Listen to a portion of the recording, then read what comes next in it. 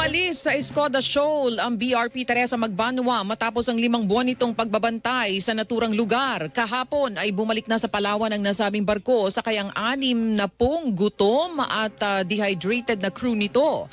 Ayon kay Admiral Ronnie Hill Gavan, Commandant ng Philippine Coast Guard, kinailangan ng bumalik ang BRP Teresa Magbanua dahil nagkakasakit na ang maraming crew nito. Nakadagdag pa sa problema ang masamang panahon at hindi rin nakatulong ang nagtamo ng pinsala ang BRP Teresa Magbanua dulot ng pambabangga ng barko ng China Coast Guard dito kamakailan. We have to reposition the vessel on the basis health condition po ng ating mga tauhan. May mga nagkakasakit na.